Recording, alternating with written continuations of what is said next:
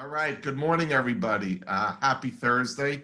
I know many of you are celebrating Passover, celebrating Holy Thursday today, and I want to thank you for taking the time to join us for the inaugural Espresso with Carlo. And for those of you that might imagine, where are we? I do have my espresso cup.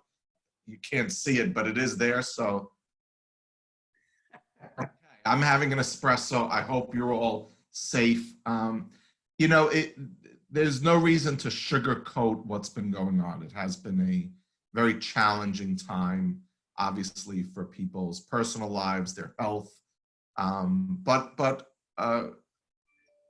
something we can't gloss over is people's professional lives and people's economic lives and paying bills, and whether it's paying your staff at work, paying the rent, paying the mortgage, keeping the lights on in the office. We've heard from our members, and I want to thank our members who are on this morning, that it's been a rough period. And while we get through the recovery piece of this, the health piece of it, keeping everybody safe and healthy, we cannot not think about the future, because the economy will get back. People will come back to work. We will get back on crowded subways. We will get back in traffic jams. By the way, I think we're all looking forward to those things right now. But in the meantime, it's really in all of our interest to keep your businesses, your employees, the ownership sound financially. And we could not think of anyone better than Grassi and team to really join us for our first webinar series this morning and talk about next steps and how do we get through the coming weeks and months, but importantly, how do we understand what the federal government is putting out there, what type of opportunities there are for businesses, the payroll protection. I mean, there's so many things. I am not an accountant. I'm the furthest thing from it.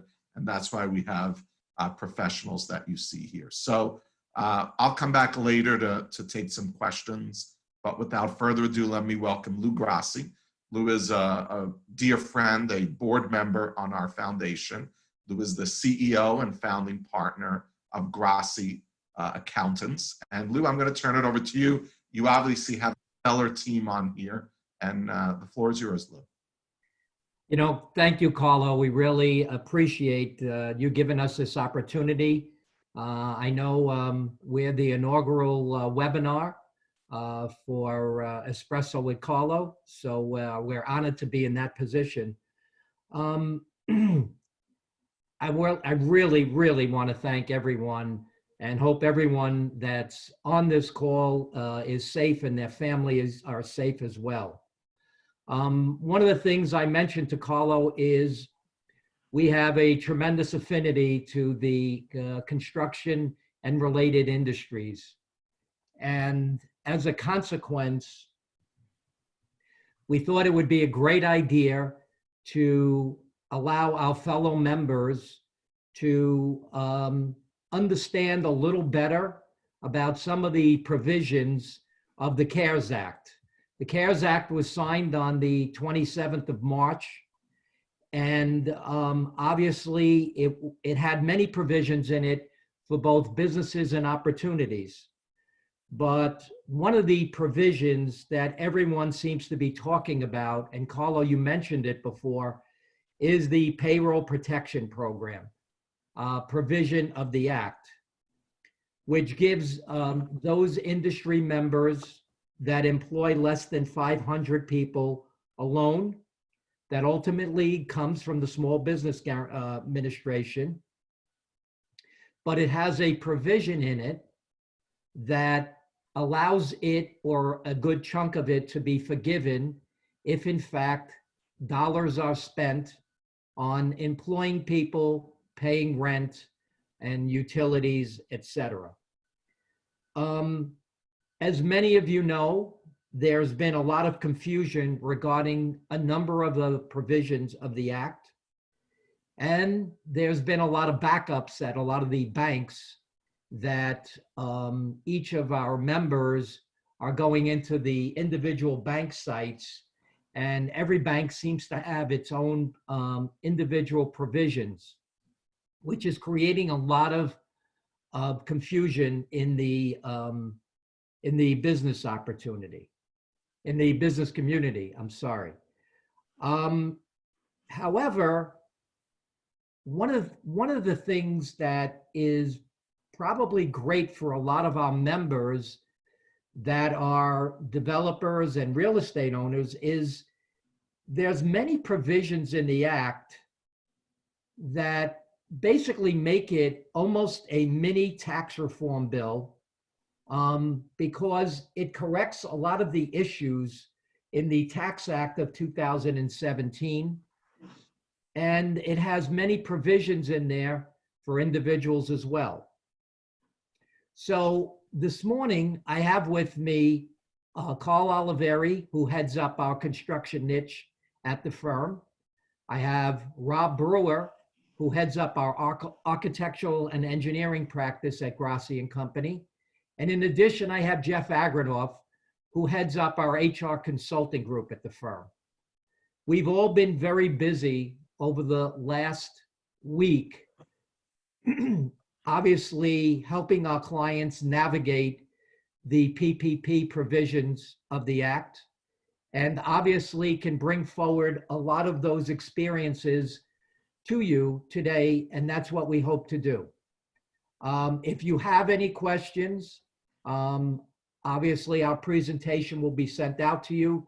Just reach out to us. Obviously, the new way of doing business is everyone is doing business remotely, and our world has changed in a very short period of time. But I, like Carlo, believe that, great days are right around the corner, and we will get through this like we've gotten through everything else.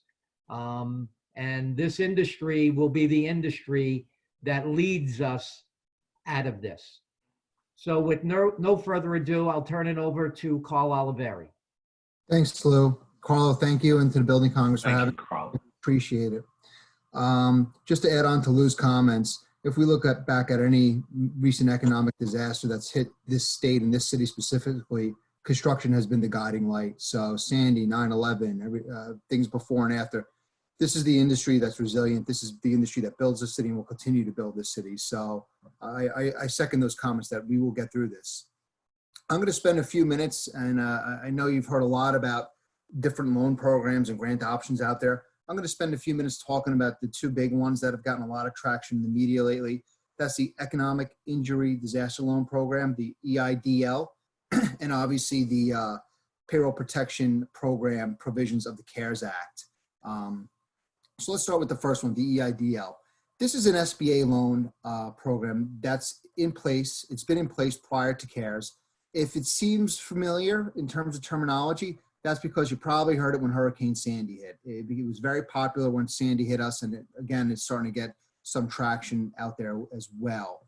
This is a working capital loan that's targeted at small businesses, certain cooperatives, tribal businesses, ESOPs, independent contractors, and sole proprietors. So really, when you think of a small business, that pure definition, this is who that program's defined, is intended for. Under 500 employees, and you could apply for up to $2 million of relief under this program. Very, very competitive interest rates, 3.75 for the small business, and they're looking for repayment terms over 30 years. So it's if that sounds to you, it's because it's very similar to a mortgage.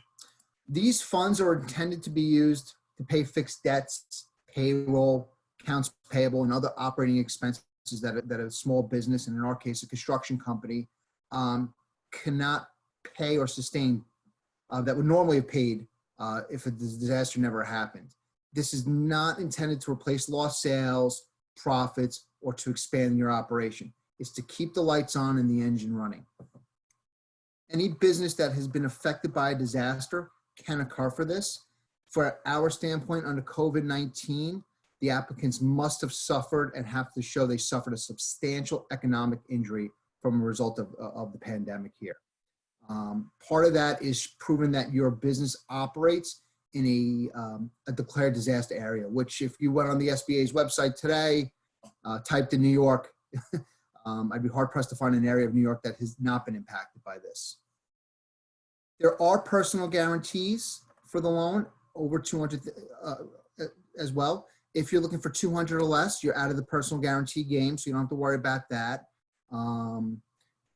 It does waive the requirement that you have to show that you can get equity or lending ability elsewhere. That was another nice provision CARES built into there. There's some collateral requirements if the EID loan is over $25,000, and you do have to demonstrate the ability to repay the loan over that term we just discussed. These come with some very basic filing requirements. It's not through the bank, it's through the U.S. Treasury, the SBA. So all that work, all that applying is done through the SBA's website as well. The biggest difference between this loan and I'm gonna call them, I can't say P3 because I think that terminology is being used elsewhere in construction, but the PPP loan, the biggest difference here is that the PPP can be eligible for forgiveness, which is a real nice feature of that. So let's shift gears in the few minutes I have left and talk about the PPPs. This really has been built into the section as a grant in disguise, right? The plan was for the government to help small businesses, again, that definition of 500 or less employees for the purposes of this conversation, cover payroll costs for the next 8 weeks. The formula is based on a permitted average payroll cost at 2.5 times. There's been a lot of discussion and a lot of debate over what falls into that bucket of average payroll costs.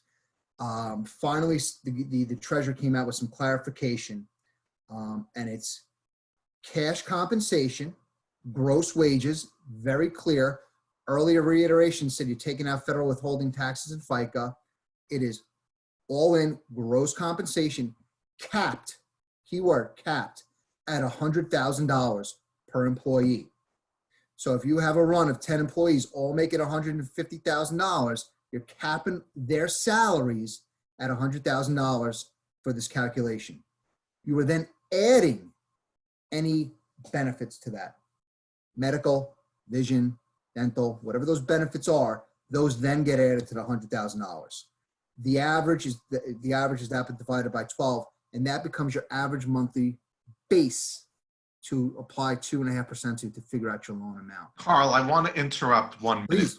This is a critical piece of this discussion, and the question I know I've gotten asked dozens of times. So just, I want you to run through that again. So it is Absolutely. up to 100,000 per employee. That does not include any benefits, correct? When we first read the regs, when the regs first came out after the president signed them, they were very vague. And a lot of CPA firms, the AICPA, one of our governing bodies, wrote a white paper and came out and said, it's $100,000 all in.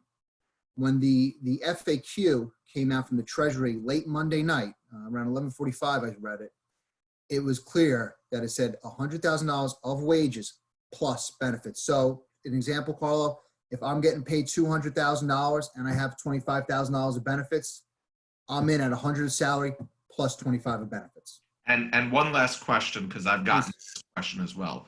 If the firm, let's say you're making the 200,000 for an example, if the firm still wants to pay you 200, can they pay you that other 100, or does the person have to go to 100 now if you're doing this PPP?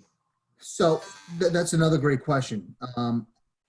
Your salary is your salary. So if I'm kept on through this economic period, you're going to pay me what you're normally going to pay me, unless you have an option to take me down to 75% of my salary if you choose to do so in the forgiveness terms. But for the calculation itself, the pure calculation to go to the SBA and say, I need money, please help me, you're capped at 100. Got it. Okay, perfect. Thank you. So thank you, Carl. And you're right. That's been a point of contention with a lot of companies, and we have to get that cleared up. So I hope that clears it up. I think the real big thing here is, and what everybody wants to talk about is, what could I use this money for, and how do I get forgiveness? Payroll costs, which we discussed, is obviously an allowable use of this money. Any costs related to those benefits, group health coverage as well. Certain mortgage interests could apply. The big ticket items, though, outside of payroll, are going to be rent and certain utilities. The idea here is that the employees need a roof over their heads to work. So that's where that half a point factor comes in the 2.5 to cover those associated overhead expenses as well. If you decide not to forgiveness and you decide to term this out, it's a 2-year, 1% working capital loan, which is very competitive for any industry as well. Spend a quick few minutes on forgiveness because I think that's the piece everybody's interested in. The beauty of this loan is you have an opportunity to turn it into a grant. So tax-free money. This is free money at the end of the day if you do things the right way. You have to use the funds for those qualified payroll costs and certain rent and utilities as discussed. The key here is you have to bring your headcount back up to pre-corona levels. And when Jeff Agranoff takes over from me in a moment, he'll talk about some of those key dates for you. But those pre-corona employment levels are key towards forgiveness.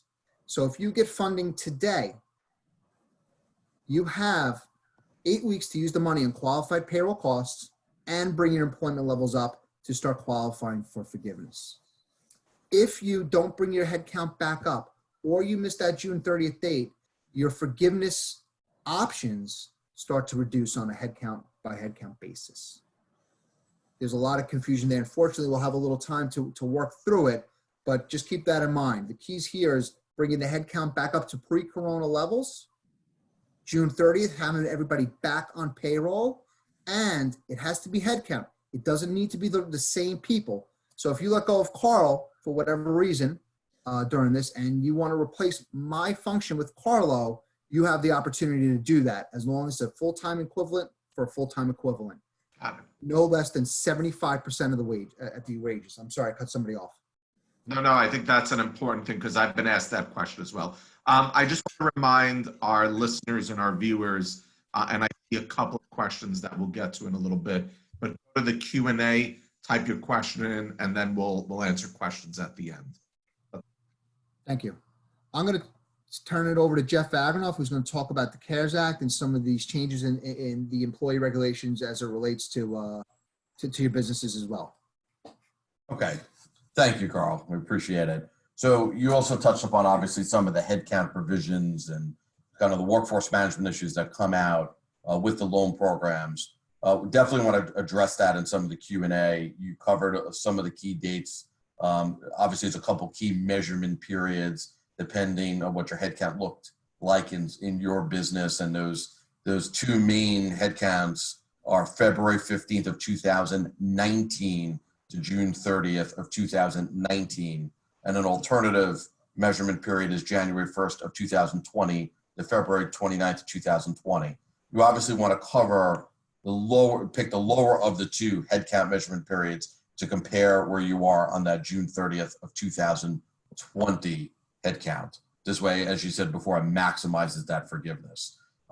There's also the important part is using those payroll costs during that loan period. So when that loan is funded, you really want to make sure, as you said, you use at least 75% of those costs on payroll costs, and you could actually go above that. A lot of people don't realize that, especially since, remember, the loan calculation often is based on 2.5 times your average payroll cost, which you're only getting 8 weeks to spend. So you're getting 2.5 months and only getting 2 months to spend that money. So a lot of strategy, a lot of projections, making sure you can bring your people back, or if you're bringing less people back, how to pay them more, maybe give them additional compensation. There's going to be a lot of strategy, a lot of tips and tricks, a lot of management of the workforce and your compensation around that that needs to be done with inside your organization, and to bring an advisor in like Grassi to help and assist to make sure we maximize that forgiveness of that.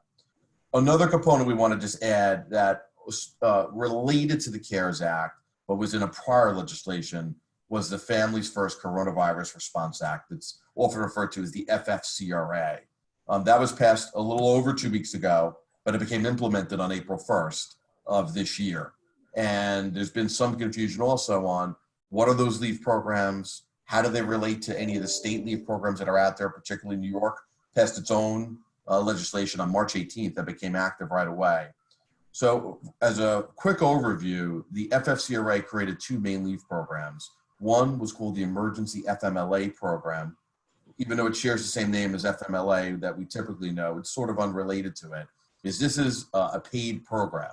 It does offer job protected leave for 12 weeks, similar to the FMLA we all know. But what it does is for people that have people that have a child and they are a guardian or caretaker of that child who's 18 or under, they are given up to 12 weeks of job protected leave.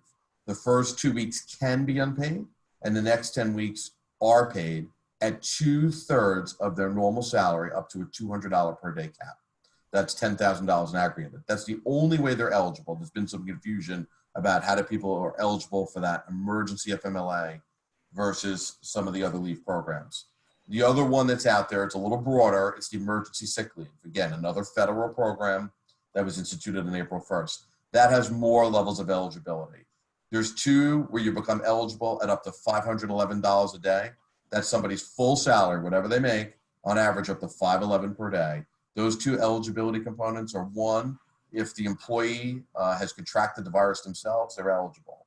Or two, if an employee is under doctor's orders or under orders from you as the employer because they've had direct contact with someone they've worked with who've had the virus, they will qualify in those two ways for full salary up to $511 a day.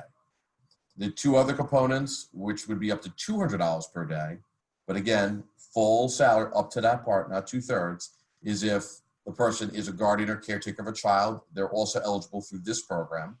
And if they are taking care of a family or relative who's contracted a virus or under doctor's orders, they're also eligible $200 a day. This program is only valid for up to 80 hours, which traditionally would be 2 weeks, but they actually do this one by hours. The emergency FMLA is by weeks. So there are some differences between the program.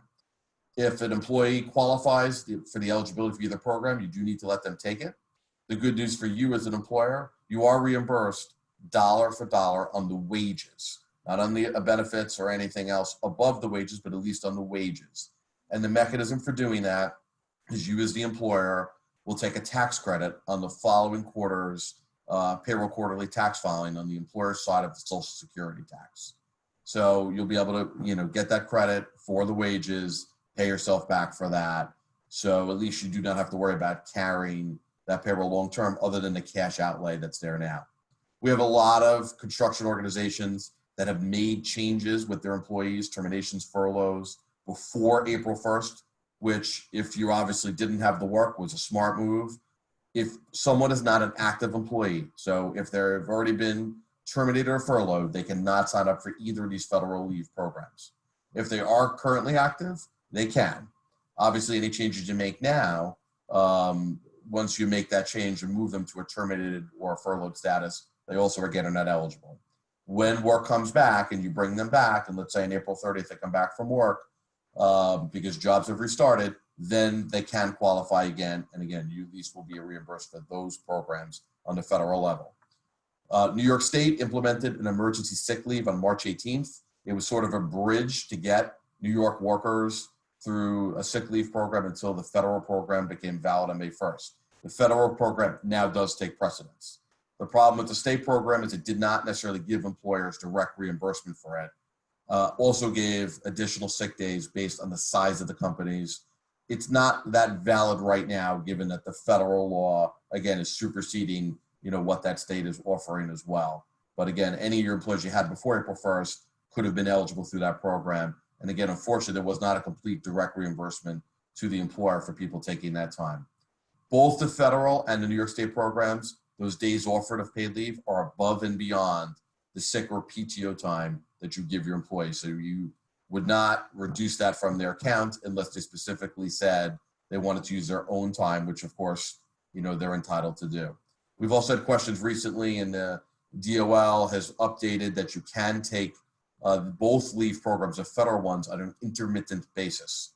So as long as the employer is in agreement that it works within the workforce that they have and the job that they have, they can be eligible to take intermittent leave if the employer agrees to that, but is not required by that employer.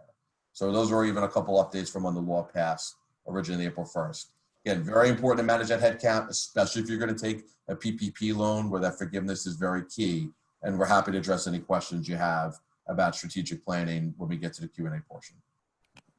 Great, thanks, Jeff. And we are getting lots of questions. And I just want to say thank you, because as this is going on, the participants are growing. So this is really exciting. Thanks. Next, we have Rob Brewer, who heads up our architectural and engineering group. Good morning, everyone. Yes, good morning.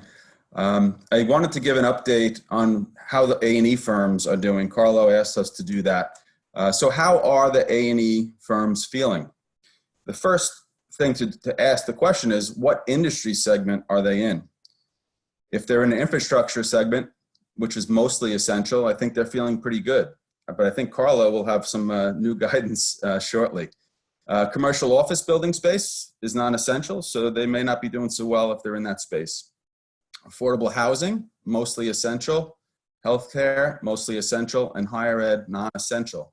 So I think if they answer that question, which segments are they involved in, will tell you how they're feeling.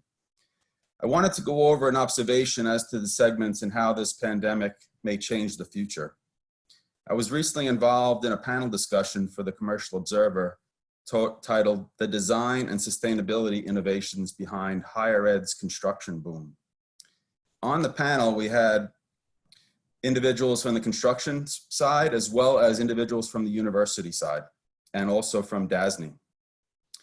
We got into the effect of the pandemic on the design and construction of higher ed facilities. What may change after the pandemic? Will there be less desire for colleges to design new facilities, more online learning? And there will be more repurposing of existing buildings due to underutilization of existing buildings already. Will there be a change in the design to be better prepared for things like this? Quarantine areas, new forms of communication campus-wide. What if they are in the healthcare space? Will that segment expand further? And if you're in the commercial office building space, will we see a lot less money going into expanding office space with more people working from home? This all tells us that the pandemic may change the makeup of the work for the A&E firms going forward, as well as construction firms. I'm also involved in a weekly A&E crisis roundtable run by June Jewell, the author of Find the Lost Dollars. She is also a partner of ours in helping our firms train their future leaders. And we have firms from all over the country addressing issues on a weekly basis and how they're dealing with those issues. Some of the highlights from our last few talks with those A&E firms nationally. One is helping employees work at home and cope with stress. Do you have new policies set up? Do you have a detailed communication policy? Do you make sure employees have somewhere to go for questions? How are you managing documents, new business hours, home office setups and equipment challenges? Timesheets, resource scheduling, remote supervision and training. A best practice in this area would be to have weekly staff meetings with video and also to pay a lot of attention to morale.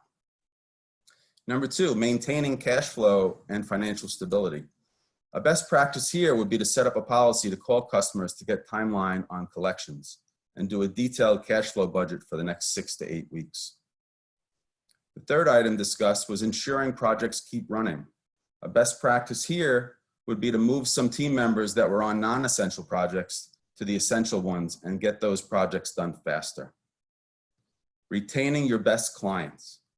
Best practice, be in constant contact and ask them if there are other services you can do for them during this time. Finding new opportunities for business during the crisis. Look at the past lost opportunities and go back to those.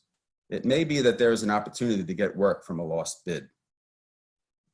Reinventing your marketing and services to meet demand. It's a great time to reinvent your marketing strategy and to look at your service offerings. So what's the long-term economic and financial considerations after this pandemic?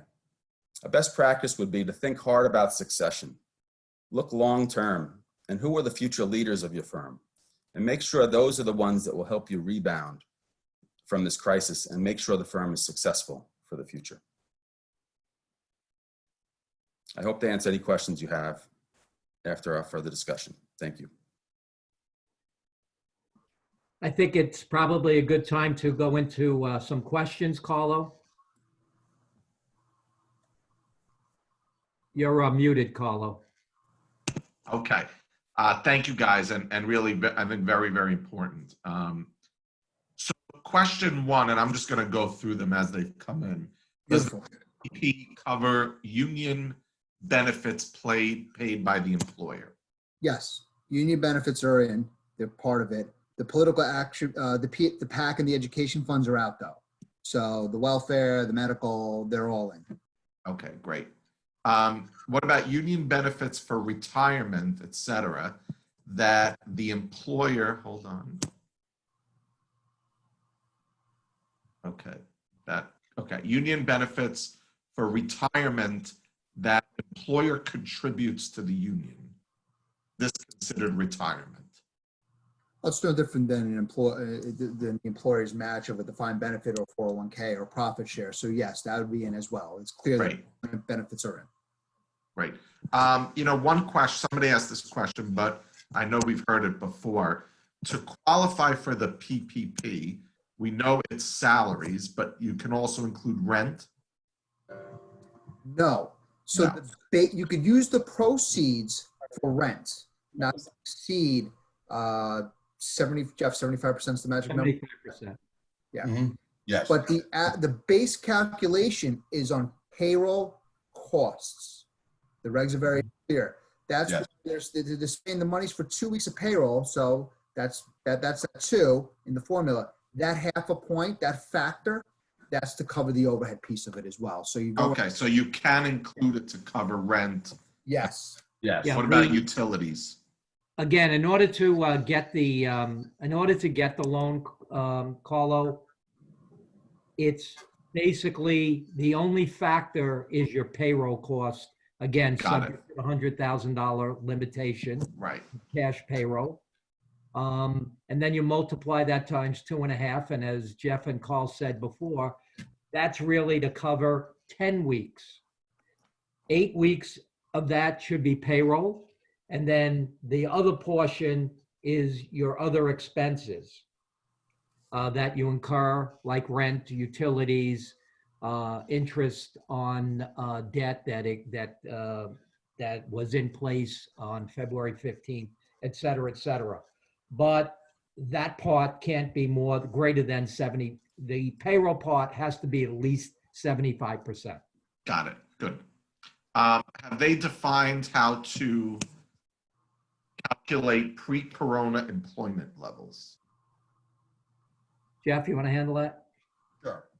So as we mentioned, there's 2 main measurement periods that are going to be used to count the employment levels. Again, if we're talking about the forgiveness component of it, you would choose which one works better for you. The 2 are February 15th of 19 through June 30th of 19, and then January 1st of 2020 to February 29th of 2020. You would want to choose, of course, the lower of the 2, so that by June 30th of 2020, you'd be able to be at the same level where you're at one of those 2 measurement days. Right. And one of the things that, Carla, just one thing to clear Yeah, up on please. that is during that time frame, to start with that base, you need to look at your average employees. So you look at each pay period that covers that period that Jeff just mentioned, and then you see what your average number of employees or FTEs were there during that period of time. So it's Yeah, your Great. employees. Correct, Rob. Yeah. One question, someone asked it, but we've heard it from a few people. Do we expect that there will be some sort of confirmation once your application is in, or are they so overwhelmed that they're not even saying, we've gotten your application and we'll get back to you? Carlo, this is Rob. I just, yesterday we had our the first one I was involved with that actually got funded. Wow, that's I'll tell you great. that story. So this was actually a prospect engineering firm that came to us, needed help to put the application together. We did that on Saturday. He ended up filing for it on Saturday morning. And yesterday he received an email with a document from the SBA, an actual loan document. When he signed it, sent it back, he was funded about an hour and a half later. Wire account for $1.5 million. Wow. So it can come quickly, but we have a lot of horror stories with other banks that they're not even open for business or it's taking so much longer. But the money will come, as soon as you have all the information in, and if you're that's obviously making sure that things are getting done. So it's happening. It's happening already. Right. And Rob, I think we're seeing sometimes the larger banks we think might take longer, where that client obviously was with a smaller credit union.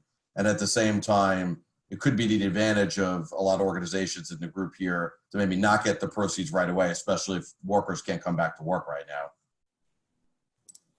Somebody asked, can you please restate the time periods to compare the pre-coronavirus numbers? Yeah. Okay. Yeah, sure. The measurement periods, again, you'd have a choice of two. One is February 15th, 2019 through June 30th of 2019. The other is January 1st of 2020 to February 29th of 2020. And as Rob just shared, it's the average FTE during that period. So again, you would want to choose the lower of the two periods so that it would be measured against that. Right. If a firm is forced to furlough now, excuse me, to protect the company's financial position, but brings back the furloughed employees before June 30th, does that jeopardize potential forgiveness of the PPP loan amount? So you furlough now, you bring them back June 15th. Does that hurt the forgiveness? Yeah, I mean, it does hurt the forgiveness. You're bringing them back by June 30th, which that protects at least the headcount provision of it. The issue with bringing them back on June 15th is depending on when their loan was funded, they won't have the people back to use the payroll cost for, their compensation. So we believe most loans will be funded anywhere from 2 to 6 weeks. Again, in the case that Rob shared, the person got funded almost immediately, but we believe 2 to 6 weeks will be the time period from larger banks will get funded.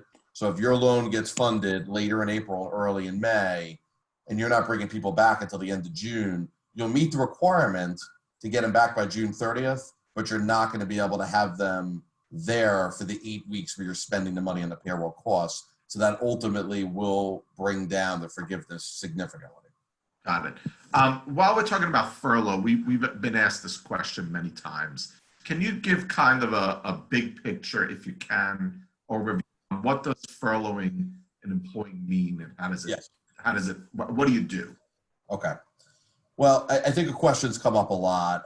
When work stops, what do you do with an employee? And most organizations are either furloughing or terminating people, but we've seen some that just don't even create a status. The number one recommendation we have is don't leave an employee out there with no status.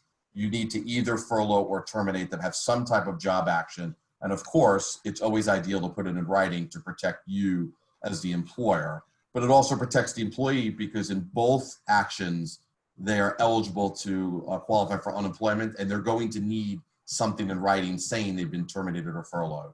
And Carlo, at a high level, the main issue really, a lot of it is around benefits on a furlough versus termination. When you furlough someone, it's supposed to be a temporary layoff or job pause. It's really only supposed to be intended for a 30, maybe up to a 60-day period. The one issue that can happen with a furlough is you're really keeping that person under active medical and other, insurances like dental, medical, maybe vision, and they need to have that insurance paid by the employer because there will be no mechanism for the employee to pay for that insurance while they're on a furlough. So if you as the employer are willing to lay out that money and pay for the total cost, including the employee share if they pay a share, then you could do a furlough. Generally, furloughs are accepted for 30 days by insurance carriers. Most of them have said they'll do it for 60 days. If you're going to go over 60 days, you need to talk to your insurance carrier to make sure they'll let you keep that person on that insurance. What you're normally supposed to do when an employee stops working is put them on COBRA. You can only put someone on COBRA if you terminate them. Our general belief, if you're going to have a job action for more than 30 days, is we would generally recommend a termination. You could still rehire someone after you terminate them. And obviously you communicate that to your employees that you intend to rehire them if work comes back the way it's supposed to be. You could still pay for their insurance if you want on a termination, because if you put someone on COBRA, you as an employer can pay for some of the COBRA cost or pay for all of it. And the employee this way still can contribute. It helps you with your cash flow. And then if you're going to give any pay continuation or any money towards benefits, you actually then potentially have the ability, if you want to have them sign a severance agreement, which obviously gives you litigation protection that if for some reason an employee were to pursue legal action against you, you're going to have a release from them. So that's a strategy we've been recommending with a lot of our clients, which is offer to pay for some or all their COBRA, even offer a little pay continuation if you want to, and then have them sign that release document to give you that extra protection. Right. And one last question: if you furlough someone, they are eligible for unemployment, correct? Absolutely, they are. They always have been, but there's been clarification on federal unemployment in the states that they will consider a full furlough for unemployment. Again, someone who's partially furloughed or even partially unemployed, decrease in hours, would be eligible in most states and in this area, but they only would get partial unemployment if they were partially furloughed or partially laid off. Right. Does the state orders for stay-at-home qualify for the $511 a day No. under FFCRA? No, it does not. Great. If you have employees who are not working, but you have applied for PPP, do you keep paying them right now while you wait for the PPP? I would I mean, you can obviously, You can, if you yeah. want to, but you don't need to while you're applying for the PPP. From an employer strategy, if you don't have the work, this is the time now to not pay them, to put them on a furlough or have them temporarily terminated before you get funded. One other date I think we mentioned quickly before was April 26th is a date you do need to keep in mind also to give yourself full forgiveness. You're allowed to make any changes to your headcount until April 26th. After April 26th, if you furlough or terminate someone, it will be held against you in the forgiveness, as Carl mentioned before, decreasing the value of that calculation. Right, that's an important date, everybody. April 26th. April 26th. Great. A lot Okay. of a lot of magic dates flying around. Yes, a lot of magic dates. Yep. Do the employees need to spend their own sick time or PTO before they can use FFCRA benefits? No. FFCRA and even the New York State leave plan is both supposed to be in addition to that, and you don't need to exhaust any of your time to be eligible for that. And an employer cannot make an employee exhaust their time unless the employee wants to, above and beyond what they're getting through the FFCRA. Do you recommend putting loan proceeds in a separate account? I think so. So when you go for forgiveness, you're going to basically, as we call it, you're going to have to fill out a really big, bad, nasty expense report and prove out where every dollar went. So while funding's probably going to go right to your main operating account, we would recommend setting up a separate account, call it ABC Company PPP, fund the money there. Let the banks give you the audit trail with the bank statements. So as you need to fund payroll, you can transfer it. You'll have the dates. You'll know the amounts. You can pull your payrolls and back everything up from that point on. But the less work we could do and the more third-party cooperation we could get, like bank statements, the easier this is going to be to go for forgiveness. Right. That's I important. mean, our firm's policy, Carlo, is to tell everyone to set up separate accounts. Yeah. Because we think it's critical. And the forgiveness portion of this is probably going to be very difficult. And like anything else, you want to have a trail, and that's probably the easiest trail to have. I think that's an important thing. So a strong yes on the account. Absolutely. Strong yes. Would union benefits fall under approved expenses to be included in the grant equation? Well, as Carl mentioned, yeah, sorry, Rob. Yeah, that will include as far as payroll costs, just as it was in the loan calculation. If an employee has tested positive, but making more than the $511 a day that an FFCRA is offering, can they be combined with any of the other state PFL or DBL? That's a good question. The reality is no, they, would go with, the precedent, which now the federal law is the precedent. So they would get the cap of the 511 a day, but that would be the most that they would be able to earn. Got it. For FFCRA, can these be used for employees that may be able to work part-time from home, but are taking time to rest as they have tested positive?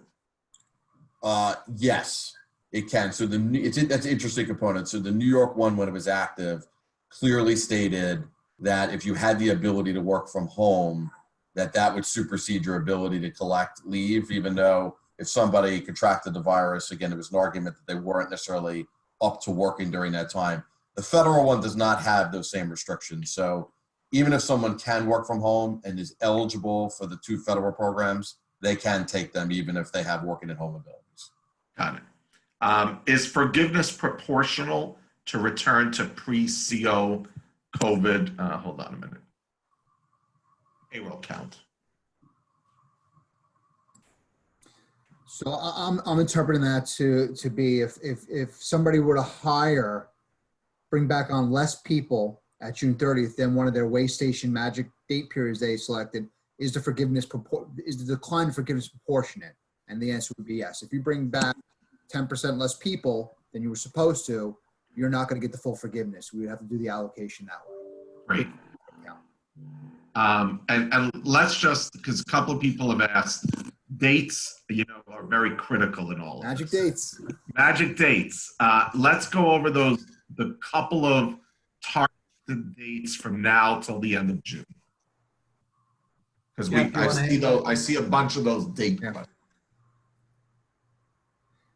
So the first batch is to identify your employee headcount, right? So we have February 15th, 2019 to June 30th, 2019, or you could elect from January 1st, 2020 to February 29th, 2020 to establish your pre-COVID average full-time employee headcount. So when you go for forgiveness, you have to meet those numbers. And obviously, as Jeff and Robert said earlier, we want to go with the lower dates. The lower headcount, I'm sorry. Yes, Carl, that's for forgiveness. Forgiveness, yes. Just explain the April 26th date again and the June 30th date, because I think that may be part of that. Yeah, those 2 dates people seem to have a question about. So, Okay. Just on the April 26th date and the June 30th date, the rehire dates, if you can just explain that again. Oh, Carl, would you like me to take it? yeah, please. Oh, yeah. Oh, yeah, no problem. Okay. So April 26th is an important date because you're allowed to make any changes from your employee count now until April 26th.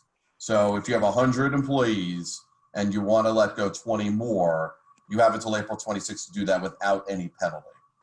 If on May 1st, you let those 20 people go, that's going to be deducted out of the forgiveness calculation in the fact that you've gone past that period where you're allowed to make those changes. So there's multiple ways that, forgiveness would be taken away, and that is one of those dates. So again, we know a lot of people made changes by April 1st because of the FFCRA. That's another important date. April 1st was important because now anyone who's an active employee would be eligible for these leave programs and continue to be so. So April 1st was that date for FFCRA. April 26th is an important day, for you to make any more changes to that penalty. It still does not alleviate the fact that any changes you made before April 26th, those people, that head count, needs to be rehired by June 30th. We've mentioned the 8-week period of the loan. Obviously, that's going to be depending on when the loan is funded. We're assuming most people will get funded in the next 30 days, give or take a couple weeks. You don't have to have everybody back when the loan is funded, but again, it's going to be very difficult to use those loan proceeds and have up to 75% of it be used if you don't bring enough people back. Some of our clients are choosing to bring less people back and just understood that they're not going to have, part of that loan forgiven, and they're just going to use that as continued capital and be able to use what they can. You also remember you can use more than 75% of the loan on payroll costs. You're not limited to that. You just have to use at least that. So there's some strategies. Do you hire more people? Do you give out additional compensation during those periods of time to people that are making under $100,000 to use those proceeds? So if you like to give bonuses to people during certain times of the year, that's a pretty good time to give somebody a bonus during those 8 weeks, because that will be money that you would eventually get forgiven. But again, it has to be with people that make under $100,000. There's still going to be some more regulations are going to come out on the forgiveness. The Treasury and the SBA have mentioned that. We believe one of those regulations is going to be that you can't spend more than the percentage of that person's salary during that period, and it can't exceed $100,000. So if you have an employee that's making $50,000 salary, you could potentially give them some additional comp, but we believe the legislation is going to say it can't average more than $100,000, kind of divided by 12. That's something we're going to have to watch. Yeah, and just to And bolt on. I think clearly this is a rapidly changing. Oh, yes, Carlo. Yesterday or this morning, I heard that the feds are looking to infuse more money, more bonding capacity. I mean, the financial piece of this epidemic is changing daily. So are you guys updating your website, things like that? Yes, we are, Carlo. We're updating it on a regular basis. We have certain sections of our website just dedicated to COVID-19, and we post additional information on it daily. As we speak right now, one of the things I wanted to tell everyone is clearly the dollars that were allocated to this portion of the $2 trillion CARES Act is clearly, they're going to blow through that amount, and they've gone for additional funding. And as we sit here now, obviously that additional funding, they thought was just going to be one vote and it was going to happen. That's not happening right now, which my fear is that as a result, in order to get the additional 250 billion, which they're clearly going to need, I think by Saturday, they go through $349 billion. Wow. But what'll happen is there's going to be more needed. And that's obviously held up in Washington right now, which is not a good sign. And again, getting back to my fear is that they're going to change all the provisions. I agree. Well, one of the provisions we hope they change, and I'm speaking as an association executive, is a group like the New York Building Congress has staff who I will say are working harder than they've worked in forever, because they are constantly dealing with members, helping and working. We are not eligible as an organization to help our staff and keep people on payroll. So if you're 501c6, as you know, Yes. which are chambers of commerces all across America. As a former president of a chamber of commerce, I could tell you it is a struggle to keep payroll every 2 weeks. And as companies can't pay their bills or tell you, well, we'll pay our membership dues in September, or we'll give you money for events in the fall, you still have to keep people on payroll. So, we've been working hard with a lot of groups across the country to include 501c6s as part of the changes. As you know, unfortunately, the act, when it came out, only had 501c3s and 501c9s. Right. Or veteran organizations. Those are the only two in the not-for-profit category that were included in the bill. Right. Agreed. So we're working hard on that. To all my association execs out there, we're working on it. Couple more questions. Let's see. We have a lot of questions, so we may have to get them to you guys and then Please send back answers. send whatever's unanswered to us. We'll draft responses and get out. Great. if employees use the payroll tax benefit for company, can SBA loan amount you used to pay their payroll during this time, and then can the company still benefit from the loan forgiveness of this amount? In other words, can you have a double benefit? No, I don't know that we really understand the question.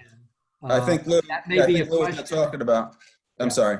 I think what Yeah. they're talking about is the opportunity for deferring your payroll taxes. If you were to do Yeah. that within the act and go after forgiveness, you can't do both. that's right. Got it. Right. Okay. And I also, think Carlo, a couple people have asked, where will you be able to send out the PowerPoint? Because I think it was good. And I don't know the answer to this, but maybe George from my office does. Will we be able to replay this? A few people have asked, can we replay this? I am not a techie guy, so well, I believe it's being recorded. yes, I see That- recording. That's up top. right. It's being recorded, and we're going to be publishing this video later with the rest of the webinar materials. Perfect. And Great Carl, answer. we have an expanded slide deck, which we'll put in everybody's hands that was on this webinar. That goes Right. into a lot of this detail. It's not just going to say, what we talked about. We didn't want anybody to get distracted by reading slides. So, but we have an Right. expanded deck we'll put in everybody's hands. Perfect. And Carl, can you send that over to us as well? And we'll Absolutely, of include course. it in our blast out there. Of course. So we've got about 2.5 minutes left. Carlo, I only wanted to say one thing. I just want to Please. let our fellow members of the Building Congress know that if they have any specific questions in the slide deck, our email addresses will be there.